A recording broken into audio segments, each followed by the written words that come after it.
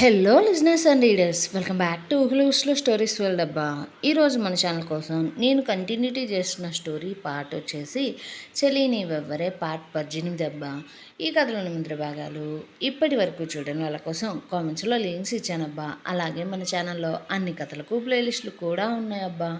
కొంచెం సబ్స్క్రైబ్ చేసుకొని చూస్తూ కథ నచ్చినట్లయితే తప్పకుండా లైక్ చేసి కథ ఎలా ఉందో ఒక చిట్టి కామెంట్ రాయండి అబ్బా. మరి మనం ఈరోజు కథలోకి వెళ్ళిపోదామా? చక్రం ధరణి గురించి ఎక్కువగా ఆలోచిస్తూ ఆమెను వెతికే పనిలో సెక్రటరీతో స్పీడ్ పెంచమంటూ చెబుతూ ధరణి గురించే ఆలోచిస్తూ ఉంటే అది గమనించిన మాయ అతన్ని ఆమె శరీర మాయలో పడేసి స్వర్గ సుఖాలను అతనికి రుచి చూపిస్తూ అతని మనసు నుండి మెదడు నుండి ధరణి అనే ఆలోచనలను ప్రస్తుతానికి తీసేసింది.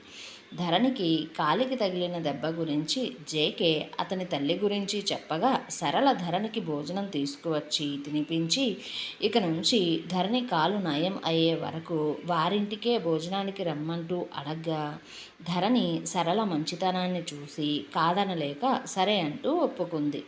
మరుసటి రోజు ఉదయమే మాయ పేపర్ చూస్తూ ఉంటే అందులో ఆమె ఏ విధంగా అయితే చక్రంతో చెప్పిందో అదే విధంగా చక్రం ఆమె చెప్పిన పనిని పూర్తి చేశాడు. ఆ పేపర్లో వాళ్ళిద్దరి మ్యారేజ్కి సంబంధించిన ఫొటోస్ ఉన్నాయి. దాని కింద ఇన్నాళ్లకు యంగ్ బ్యాచులర్ బిజినెస్ మ్యాన్గా ఉన్న చక్రం ఇండస్ట్రియలిస్ట్ ఓనర్ అయిన చక్రం ఎట్టకేలకు పెళ్లిపీటలు ఎక్కి ఒక ఇంటివాడయ్యాడు. అతని ఫ్రెండ్ కమ్ ప్రేయసి అయిన మాయను పెళ్లి చేసుకొని వారి 3 సంవత్సరాల ప్రేమకు స్టాప్ పెట్టి పెళ్లి బంధంలో అడుగులు పెట్టారు.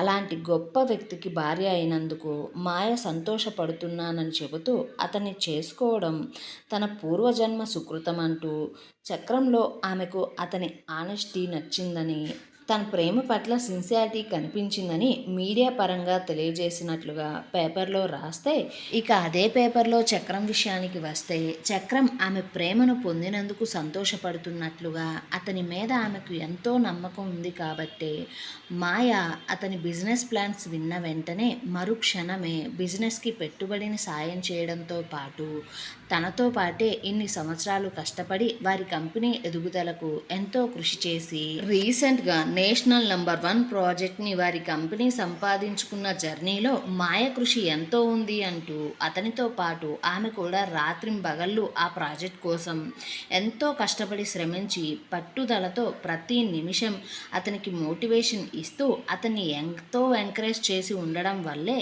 కంపెనీ చిన్నదైనా సరే స్థాపించి కొన్ని సంవత్సరాలు అవుతున్నా సరే అంత పెద్ద ప్రాజెక్ట్ని సంపాదించగలిగామంటూ అలాంటి భార్య తనకు దక్కడం అదృష్టం అంటూ చక్రం అతని సంతోషాన్ని మీడియా పరంగా పంచుకున్నారు అంటూ పేపర్ వారు రాసుకుని వస్తే అది చాలదు అన్నట్టు చక్రం అతని సెక్రటరీకి కొన్ని ఫొటోస్ ఇచ్చి న్యూస్ పేపర్స్ వారికి పంపగా ఆ ఫొటోస్లో మాయ ప్రాజెక్ట్లో పార్టిసిపేషన్ చేయడానికి వెళ్ళింది అని మాయనే తన కంపెనీ తరపున అంత పెద్ద ప్రాజెక్ట్ని ప్రజెంటేషన్ ఇచ్చింది అంటూ కొన్ని ఫొటోస్ని కూడా పేపర్లో వేయించాడు. అసలు ఆ ఫొటోస్లో అయితే క్లారిటీనే లేదు, ఎందుకంటే అందులో ఉంది ధరణి కాబట్టి. కానీ చక్రం ఆమె ఫేస్ పూర్తిగా కానరాని ఫొటోస్నే ఇచ్చి మాయలాగా కవరింగ్ ఇచ్చి వారిద్దరి కష్టం వల్లే ఆ ప్రాజెక్ట్ వచ్చింది అని మాయతో చక్రానికి జరిగిన పెళ్ళి మొదటి పెళ్ళి అన్నట్లు అది కూడా ప్రేమ పెళ్ళి అన్నట్లు ఆ దేశం మొత్తం తెలిసేలా మాయ చెప్పిన ప్లాన్ని చాలా ప్లాన్డ్గా అమలు చేశాడు చక్రం. అయితే నిజానికి ఆ ప్రాజెక్ట్ ధరణి ఎప్పుడైతే ప్రజెంటేషన్ ఇస్తుందో అదే సమయంలో చక్రం మాయ పెళ్ళి జరుగుతుంది మరో చోట.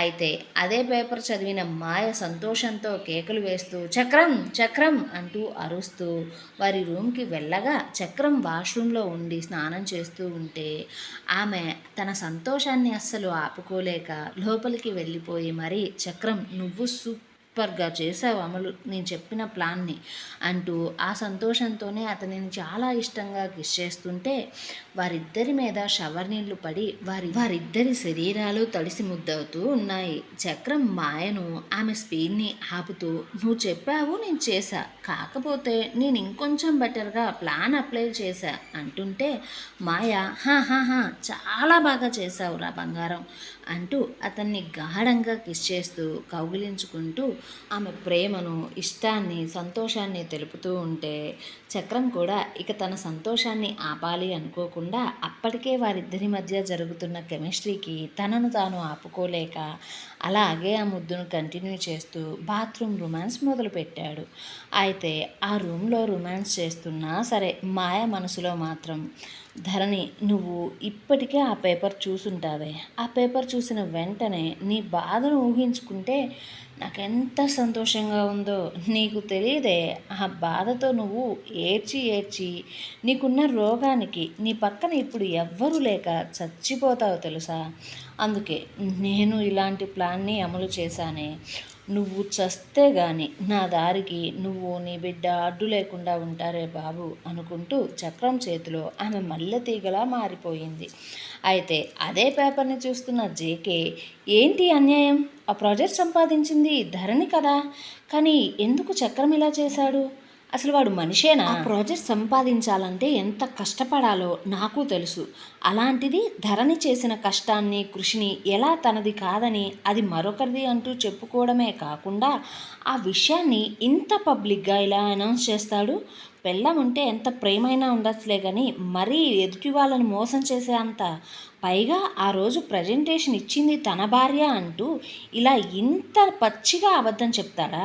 వాడిలాంటి వాడు కాబట్టే ధరణి ఆ కంపెనీలో జాబ్ మానేసింది అనుకుంటూ కోపంతో ఉండగా అతనికి ఆ నిమిషంలో ధరణి ఆ రోజు రాత్రి అంత చలిలో రోడ్డు పక్కన చిన్న గుడి దగ్గర బెంచ్ మీద కూర్చొని ఎంత బాధపడిందో తలుచుకుంటూ ఆమె కార్చిన కన్నీరుని ఆమె బాధను ఊహించుకుంటూ ఆ రోజు రాత్రి ధరణి అంతలా బాధపడడానికి నిజమైన కారణం చక్రమే అన్నమాట అనుకోగానే అతని పిడికిళ్ళు రెండూ గట్టిగా బిగుసుకున్నాయి. చక్రం మీద కోపంతో ఆ ఎదురుగా ఉన్న పేపర్ని జేకే ముక్కలు ముక్కలుగా చించేసి, ఇలాంటి వాడిని బిజినెస్లో అస్సలు నమ్మకూడదు, దగ్గరికి కూడా రానివ్వకూడదు అనుకుంటూ రాహుల్ గూడెంలో చక్రం కంపెనీలో జాబ్ మానేయడానికి కారణం ఏంటి అని అడిగినప్పుడు తనకు విలువ లేని చోట పని చేయలేను అంటూ ధరణి అతనికిచ్చిన సమాధానాన్ని గుర్తు చేసుకుంటూ వెంటనే ధరణి ఇప్పుడు ఏం చేస్తుందో అనుకుని తన ఇంటిపైకి వెళ్ళి ధరణి ఇంటివైపు చూస్తూ ఉన్నాడు జేకే.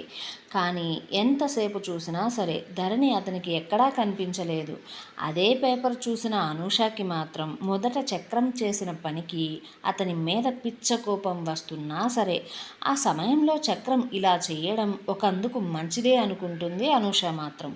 ఎందుకంటే చక్రం ధరణి విషయంలో ఎన్ని తప్పులు చేసినా సరే, ధరణిని ఎంత మోసం చేసినా సరే, ఎండ్ ఆఫ్ ద డే ధరణి చక్రానికి భార్య. అలాగే చక్రాన్ని ప్రాణం కన్నా ఎక్కువగా ప్రేమించింది. తన బిడ్డను కడుపులో కూడా మోస్తుంది ఇప్పుడు. అందువల్ల ఈ కోపాలు కక్షలు పోయిన తరువాత ఇప్పుడు కాకపోయినా ఇంకొన్ని సంవత్సరాలకైనా సరే చక్రానికి మాయ నిజస్వరూపం తెలిసిన తరువాత అయినా సరే ధరణి మీద మళ్ళీ అతనికి ప్రేమ కలిగి వచ్చి ఆమెను తిరిగి కాపురానికి తీసుకెళ్లాలని చూసినా ధరణి అతన్ని నమ్మి కొందరి ఆడవాళ్ళలాగానే నా బిడ్డకు తండ్రి ప్రేమ కావాలి అనుకుంటూ 4 సెంటిమెంట్ డైలాగ్స్ కొట్టడంతో మళ్ళీ చక్రంతో సర్దుకుపోవడానికి సిద్ధమవ్వకుండా అతని బుద్ధేంటో ఈ పని చేసి ఆమెకు మరింత ఎక్కువగా అతనంటే అసహ్యం కలిగేలా చేశాడు. ఈరోజు ధరణి ఈ విషయంలో చక్రం చేసిన పని వల్ల ఇంకా కఠినంగా తయారవుతుంది. వాడి మోసం దానిని బండలాగా మార్చేస్తుంది. వాడు తన స్వార్థం కోసం ఎంతకి దిగజారుతాడో ఇప్పటికైనా ధరణికి ఈ విషయంతో పూర్తిగా తెలిసిపోయి ఉంటుంది. అలాగే ఈ పని వల్ల వాడి నిజస్వరూపం దాని ముందు బట్టబయలైపోయింది. సో ఇప్పటికిప్పుడు ధరణి ఈ పనికి బాధపడినా సరే రేపటి రోజున మళ్ళీ వాడి మాయ మాటలకు అది పడిపోకుండా దృఢంగా ఉండగలుగుతుంది అని భావిస్తుంది అనూష. ఇప్పుడు అనూషకున్న దిగులల్లా ఒకటే, ఒంటరిగా ధరణి ఈ సిచ్యువేషన్ని ఏ విధంగా ఎదుర్కొంటుందా అని. ఆమెకు ఉన్న తన అనారోగ్య సమస్య ఈ విషయంలో ఎంతవరకు సహకరిస్తుందా అని. ఇంకోవైపు ఆ పేపర్ మొత్తంలో ఉన్న ప్రతి అక్షరాన్ని చదివిన ధరణికి మనసులో బాధ, కోపం, చిరాకు, చీదర, వేదన, అసహ్యంతో కూడిన అనేక రకాల ఫీలింగ్స్తో నిండిపోయింది. తనకు జరిగిన అన్యాయానికి గుండెలు రగిలిపోతూ ఉంటే ఆ బాధ తాలూకు గుర్తులుగా ఆమె కంటి నిండా కన్నీరు చేరిపోయి ఆమె చెంపల మీదగా దారాలుగా కిందికి కారిపోతూ ఉంది. ఆమె మనసులో కొన్ని వేల ప్రశ్నలు మొదలవుతూ ఉన్నాయి. చక్రం, నువ్వు నన్ను అసలు ప్రేమించలేదా? నేను అతనిని మరీ అంతగా నమ్మేశానా? అసలు నా బాధ చక్రానికి పట్టదా? లేక నేనే ఇంకా నా జీవితంలో జరిగిన దాన్ని యాక్సెప్ట్ చేయలేకపోతున్నానా? లేక ఇంకా చక్రం నన్ను బాధ పెట్టేలా చేయాలనే ఇలా చేస్తున్నాడా? లేదా అసలు ఈ భూమి మీద నేను ఉండకూడదు అని భావించే ఇప్పుడు ఈ పనిని చేశాడా? తన మనసులో నాకు అసలు విలువ లేదా? ఎలాగో నాకు భార్యగా తన ఇంట్లో స్థానం ఇవ్వలేదు. కనీసం ఒక మనిషిగా కూడా నన్ను చూడడం లేదా? అందుకనేనా నేను ఎన్ని రోజులు రాత్రింబగళ్ళు కష్టపడి నా నిద్రను దూరం చేసుకొని అంచెలంచెలుగా ఎదుగుతూ ఇప్పుడు అందరి దృష్టిలోకి తీసుకువచ్చిన కంపెనీని తన కృషి అనుకుంటూ చెప్పుకుంటున్నాడా? అసలు ప్రాజెక్ట్ రాదని నన్ను ఆ ప్రాజెక్ట్ కోసం పనిచేయొద్దు అంటూ దానికోసం పనిచేస్తున్న నన్ను ఒక పిచ్చిదానిలా చూశాడు కదా! అసలు ఎప్పుడు కూడా ప్రతి నిమిషం ప్రతి విషయానికి డిస్కరేజ్ చేస్తూనే ఉంటాడు. ఆ ప్రాజెక్ట్ విషయంలో కూడా అలాగే చేశాడు. కానీ ఇప్పుడు అలాంటి ప్రాజెక్ట్ని మాయా చక్రం కష్టంగా చెప్పుకుంటున్నారా? అసలు ఎందుకు మనుషులు ఇలా మారిపోయారు? మనుషులందరూ ఇలాగే ఉంటారా? లేక నేనే నా జీవితంలోకి కోరి కోరి తప్పుడు మనుషులను ఆహ్వానించుకున్నాను. నా సర్వస్వం తనే అనుకున్న మనిషి నన్ను మాత్రం ఒక మనిషిగా గుర్తించలేదు. నా ప్రేమకు విలువనివ్వలేదు. నా మెడలో కట్టిన 3 ముళ్ళకు గౌరవం ఇవ్వలేదు. పెళ్లి ప్రమాణాలను లెక్క పెట్టలేదు. నా కష్టానికి కూడా గుర్తింపు ఇవ్వలేదు అంటూ బాధపడుతూనే ఉంది ధరణి. అలా గుండెలు పగిలేలా ఎక్కిళ్ళు పెట్టి మరీ ఏడుస్తూ తనకు జరిగింది తలుచుకుంటూ పడి పడి ఏడుస్తూ ఉంటే ఆమెకు అలా ఏడుస్తుండగానే ఒక్కసారిగా గుండె పట్టేసినట్లుగా అయ్యి అలాగే కూర్చున్న సోఫాలోకి జారబడి స్పృహ తప్పి పడిపోయింది. అలా ధరణికి జరగడం ఇది 4వసారి. మొదట తన తల్లిదండ్రులు ఆమెను ఈ లోకంలో ఒంటరిగా చేసి పరలోకానికి వెళ్ళిపోయారు అని తెలిసి ఏడుస్తూ ఏడుస్తూ గుండె పట్టుకొని పడిపోతే చావు బ్రతుకుల్లో ఉన్న తమ్ముడు హాస్పిటల్లో 2 నెలలు ఐసీయూలో ఉండి చావును జయించలేక దానికి లొంగిపోతే మరొకసారి ఆ బాధను తట్టుకోలేక ధరణి ఏడుస్తూనే ఊపిరి తీసుకోవడం కష్టమయ్యి గుండె పట్టేసి ఒక్కసారిగా కింద పడిపోయింది. రెండోసారి ధరణికి ఇలా జరిగినప్పుడు ధరణి ఆరోగ్యం చాలా సీరియస్ అయ్యింది. కాకపోతే వెంటనే ట్రీట్మెంట్ అందడం వల్ల మళ్ళీ మామూలు మనిషి అయ్యింది. అయితే ధరణికి 2 సార్లు ట్రీట్మెంట్ చేసిన డాక్టర్ ఆమెకు ఇలాంటి పరిస్థితి వచ్చినప్పుడు ఆమె బాగా ఎమోషనల్ అయ్యి పట్టరాని దుఃఖంతో ఉంటే మళ్ళీ సేమ్ సిచ్యువేషన్ వస్తుంది అని దానికి సంబంధించిన మెడిసిన్స్ని ఎప్పుడూ తనతో పాటే ఉండేలా చూసుకోమని చెప్పడంతో అప్పటి నుంచి ధరణి అందుకు సంబంధించిన మెడిసిన్స్ని వెంట పెట్టుకుంటూనే ఉండేది. ధరణికి ఆ సిచ్యువేషన్ వచ్చేలా ఉంది అని తెలిసిన ప్రతిసారి మెడిసిన్ వేసుకుంటూ ఉండేది. ఇంకోవైపు ఉమ మాయ చేసిన ప్లాన్ చూసి ఆ పేపర్ని చదువుతూ నా కూతురు బుర్రే బుర్రా పాదరసం కన్నా బాగా పనిచేస్తుంది. ఇప్పుడు ఆ ధరణికి చక్రం మీద ఉన్న కాస్తో కూస్తో ఆశ కూడా శుభ్రంగా చచ్చిపోతుంది అంటూ రాజా వైపు తిరిగి ఇక నువ్వు చేయాల్సిన పని మిగిలే ఉంది. నువ్వు వెంటనే అనూష ద్వారా ధరణిని చేరుకో. అలాగే ఈ సమయంలో అనూషని కనిపెట్టుకొని ఉండు. ఎందుకంటే ధరణికి ఈ న్యూస్ తెలిసిన తరువాత చాలా పానిక్ అవుతూ ఉంటుంది. పైగా దానికి అదేదో రోగం కూడా ఉంది కదా. కాబట్టి తనను కలవడానికి ఈ సమయంలో ఆ అనూష ఖచ్చితంగా దాని దగ్గరికి పోతుంది అంటూ చెప్పగానే రాజా వెంటనే అనూషతో ఉంచిన తన మనుషులకు ఫోన్ చేసి అనూష ఎటు పోతే అటు ఆమెనే ఫాలో అవుతూ వెళ్ళమంటూ చెప్పాడు. ఇంకోవైపు సమయం 9 అవుతున్నా కూడా ధరణి ఇంటి నుంచి కనీసం బయటికి కూడా రాకపోవడంతో జేకేకి ఎందుకో మనసులో కొంచెం అలజడిగా అనిపిస్తుంది. మరొక వైపు పేపర్ చదివిన ధరణి ఎలా ఉందో ఏం ఆలోచిస్తుందో అనూషకి అస్సలు తెలియడం లేదు.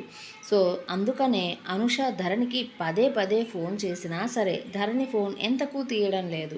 అలా సుమారు 10 సార్లు పైనే ఫోన్ చేసినా ఎలాంటి లాభం కూడా లేదు. దాంతో అదంతా ఆలోచిస్తున్న అనూష మనసులో కూడా భయం మొదలైంది. ధరణి ఆరోగ్యం గురించి తనకు తెలుసు కాబట్టి అందువల్ల ఇక ఎక్కువ సమయం ఆలోచించి టైం వేస్ట్ చేయకుండా వెంటనే ధరణి ఎలా ఉందో తనకేమైందో అన్న కంగారులో అనూష ధరణిని కలుసుకోవడం కోసం బెంగళూరు బయలుదేరింది. అయితే ఆమెనే ఫాలో అవుతున్న రాజా మనుషులు కూడా తనతో పాటే వెళ్ళిపోతున్నారు.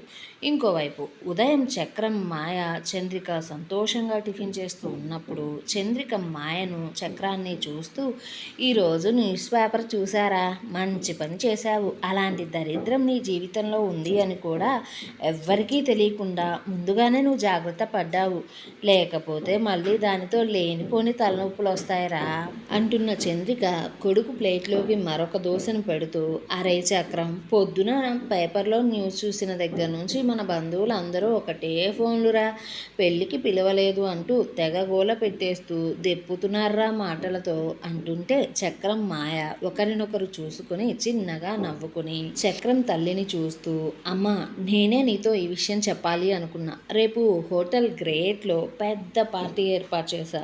మన కుటుంబం కేసు గెలిచినందుకు, మన ఆస్తి తిరిగి మనకు వస్తున్నందుకు, పెళ్లి చేసుకున్నందుకు, ఇంకా ప్రాజెక్ట్ని గెలుచుకున్నందుకు అన్నిటికీ కలిపి ఒక గ్రాండ్ పార్టీ ఇవ్వాలనుకుంటున్నా అంటూ అనగానే చంద్రిక, మంచి పని చేశావురా, ఆ పార్టీలో నా కోడల్ని నేను అందరికీ పరిచయం చేస్తా. మళ్ళీ ప్రత్యేకంగా మీ రిసెప్షన్ అంటూ పెట్టి డబ్బులను తగలేసే పని ఉండదు కదా, పనిలో పని అయిపోతుంది. కాబట్టి ఆ పార్టీలో మీరందరికీ మంచిగా కనిపించాలిరా. అందుకే మనం ఈరోజు షాపింగ్కి పోదాం. నువ్వు కంపెనీ వర్క్స్ అంటూ ఏమీ తలనొప్పులు పెట్టుకోకుండా ఆఫీస్ పనులన్నీ కొంచెం పక్కన పెట్టి పార్టీ పనులను పట్టించుకోరా అంటూ మాట్లాడుకుంటూ ఉండగానే ఇంతలో చక్రం ఇంటి బయట గోలగోలగా ఉంది. బయట వారందరూ చక్రాన్ని పెద్ద గొంతుతో బయటికి రా చక్రం, బయటికి రా అంటూ పిలుస్తూ ఉన్నారు. ఏమండోయ్, అసలు ఇప్పుడు ధరణికి ఏం జరగబోతుంది?